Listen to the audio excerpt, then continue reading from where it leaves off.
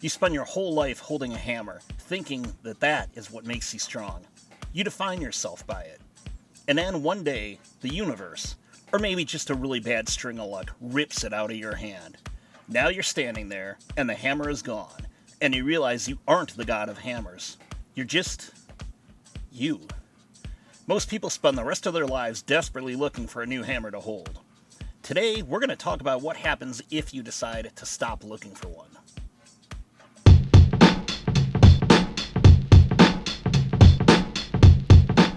Look, if you're looking for some guy in a cheap suit at a Ramada conference room to tell you how to manifest your greatness through a series of morning affirmations, you're in the wrong place. We aren't doing that here. Building an empire isn't about slide decks or corporate buzzwords.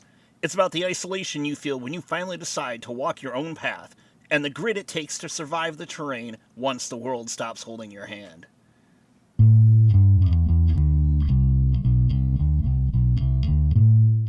We talk about building an empire like it's a straight line up. It's not. My personal deconstruction happened when my marriage ended.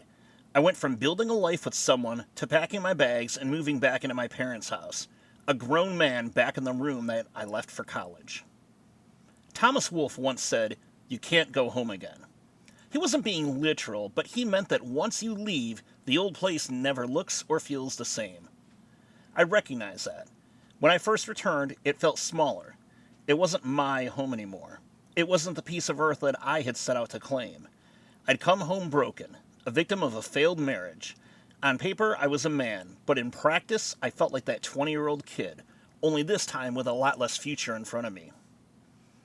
Years later, after the old man had passed, I returned home again after things with X2 ended. Walking around that house, it felt like a tomb. A perfectly preserved time capsule. A relic, if you will.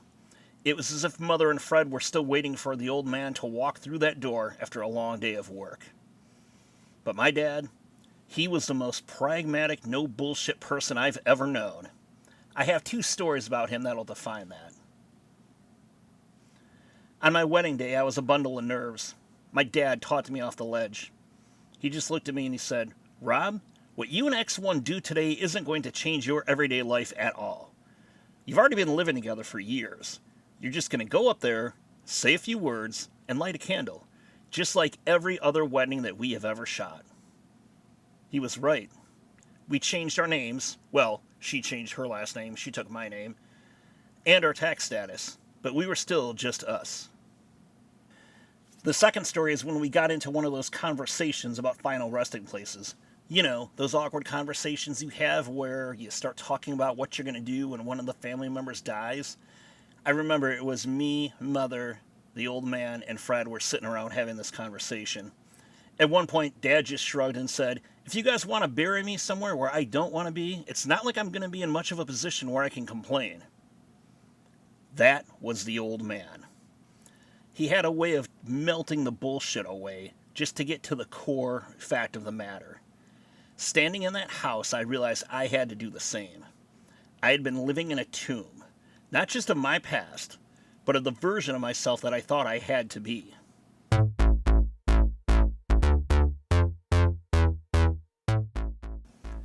You know, I've been thinking a lot about the movie Thor Ragnarok.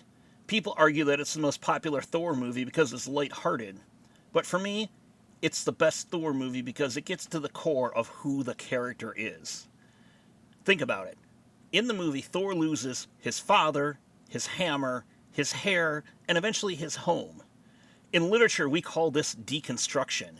It's the idea of taking away all of these extraneous things to boil the character down to who they are, essentially, and to find out what they're really made of. My life felt just like that. And just like Simba in The Lion King, after the death of his father, I was wandering through my own version of the Serengeti. I had lost everything. But that wandering, it's not just aimless. It's where you start to find your purpose once again. It's where you stop performing for the crowd and start building a foundation. For a long time, I tried to fill that void. I leaned on social circles in Royal Oak. I jumped into a new relationship. I was thinking that if I just did the relationship thing right just this time, I would finally be whole. But I was just performing. I was sacrificing my own stability And honestly, I was sacrificing the time and connection that I had with my oldest son, Kid 1, just to maintain the idea of a relationship that had no foundation. I was in love with the idea of a relationship more than I was in love with the actual person. The moment I realized that, the moment I stopped performing, that's when the construction actually started.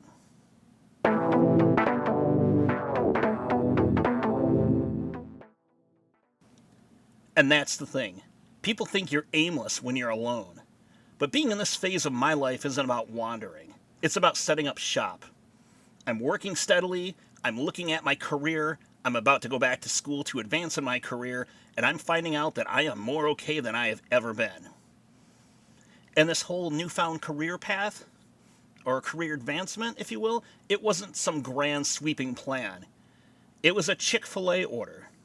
My principal had forgotten to place it for a senior event, and I was standing in a Walmart parking lot, realizing that she was way out of her depth. And it hit me. The same way that Jules describes it in Pulp Fiction when he says, I had a moment that alcoholics refer to as a moment of clarity. I could be a better administrator than her. I've never craved power, but I know a vacuum when I see one. And if I'm in a situation where leadership is failing, or if there is just an absence of leadership altogether, I'm willing to step up. Incidentally, I talk more about this incident with the Chick-fil-A order and the Walmart parking lot revelation in an earlier podcast episode from this season called The Cape. If you want to get the full backstory on that one, check out that episode.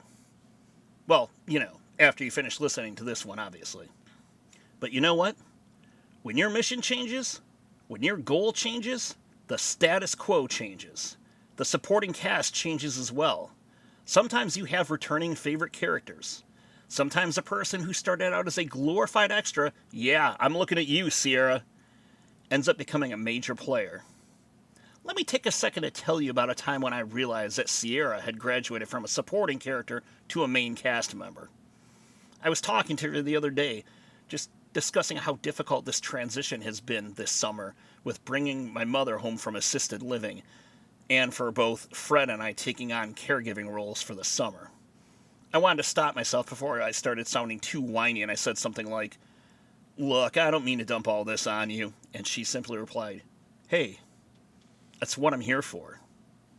Green flag unlocked. That's real life. That's a genuine Rebuilding Rob anecdote.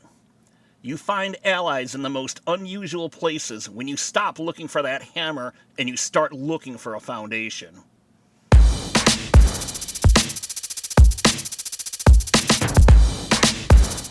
People ask me, Rob, when is the Empire going to be finished? And the truth is, I hope it's never finished. Because the moment you think you've arrived is the moment you stop building. And right now, I'm in the middle of it. I'm not the guy with all the answers. I'm just the guy who decided that I'm going to build this thing on my own terms. Stop looking for the new hammer. Just like Thor, your power was never in the hammer, it was within you all along. An empire isn't about how much land you own or how many people know your name. It's about the peace you have when you realize that you were the architect of your own four walls, even if those walls are currently standing in the middle of a shifting Serengeti. And stop performing for the crowd. Stand in the quiet. Figure out what you want and start laying the first brick.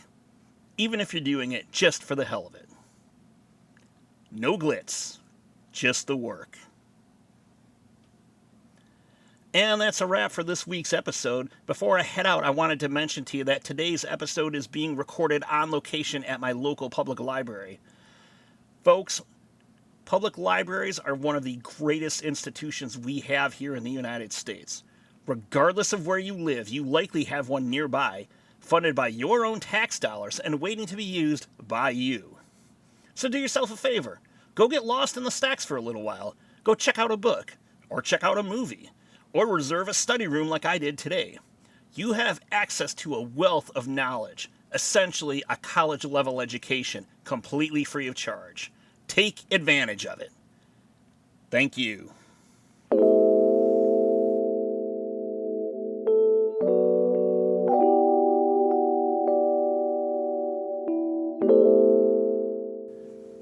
This episode of Rebuilding Rob, the podcast, was produced, edited, written, and hosted by yours truly, your favorite blogger, a guy named Rob. I'd like to thank you for tuning in to today's episode. I'm well aware that, like me, you have a ton of podcast listening options available, so I'm honored that you decided to take a little bit of time out of your day to spend here with me. Rebuilding Rob, the podcast, is available wherever you find your favorite podcasts. Of course, you probably figured that part out already, or else you wouldn't be listening to me right now. If you're interested in more insight into this perfectly ordinary, non-gun-owning white guy, feel free to check out my blog, rebuildingrob.com. So until next time, this is Rob, reminding you to be audacious, be bold, be brave, be strong enough to be gentle, and remember, the rebuild never ends. Bye, everybody.